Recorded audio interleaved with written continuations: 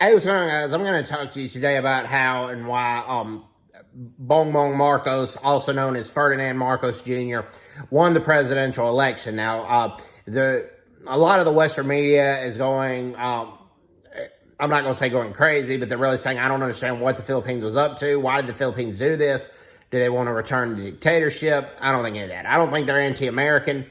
I think most Filipinos are widely pro-American, particularly the Philippine military. I don't think they're, even though I supported Lenny, Robredo, I don't think the Philippine voters are crazy or mentally ill or anything like that.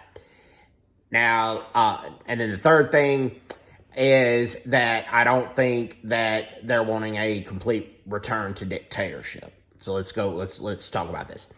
Okay, under Ferdinand Marcos Sr., Bongbong's father, yes, there were human rights abuses, there were corruption. Internet trolls can say all they want to, saying that it didn't go on. It went on. I mean, it's just blatant and obvious. 3,000 political opponents were killed by the Marcos regime, and more than 70,000 were either tortured or forced to flee the Philippines and go into exile. Ferdinand Marcos Sr. lost in a landslide election in 1986 to Aquino, and he was forced to go into exile in Hawaii. And while he was exempt from criminal prosecution, the United States allowed civil prosecution because before he left for Hawaii, he stole about $10 billion worth of gold. That's been proven.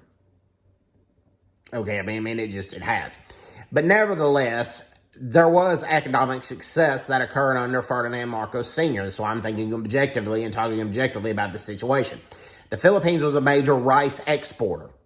They're a major rice exporter, and yeah, they were a major rice exporter during the Ferdinand Marcos Sr. era. A lot of bridges got built, sewers got built and fixed. A lot of some dams got built. Yes, there was some foreign aid that Marcos Sr. threw into the sea. He also jailed political opponents for saying the slightest thing against him. He declared martial law in 1965 and did not let up until 1986 when he was forced to go into when he was forced to go into exile in Hawaii. Now, yes, he allowed a free and fair election in 1986, and he got his butt kicked by Aquino because people were tired of the human rights abuses. But what came in 1986 is poverty increased rampantly, so did crime. One reason that Duterte had a lot of support amongst females in the Philippines is because some female Filipino friends of mine have said that before Duterte came to power, that they were scared walking the streets or going anywhere alone by themselves because drug users, particularly meth users, were rampant under there. Well, Duterte, whether if you agree with the human rights cost of the war on drugs or not, he did help make the Philippines safer, and many voters feel like that Bongbong Marcos will continue Duterte's policy of making the Philippines a safer country where women can be able to go walk anywhere alone, and they'll be able to go to the market by themselves, or they'll be able to go to the mall by themselves. And now, with that being said, there were a lot of people in the war on drugs that did not use drugs that got killed, or they didn't deal drugs that got killed, and they had drugs planted on them. I mean, that happened as well. But a lot of guilty people went to jail as well. So, I think right now, as scared as many Filipinos are with the crime situation, some of them are willing to trade not all liberties, but a few liberties for their security.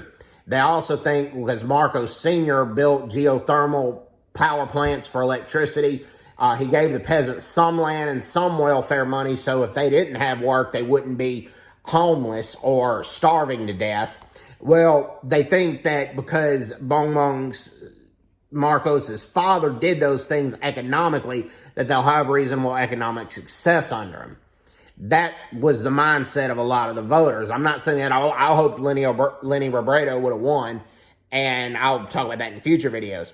But that's why a lot of people chose Marcos and why he won with a little over 58% of the votes total. So everybody's doing well. Take care. God bless them. Bye-bye. Bye-bye.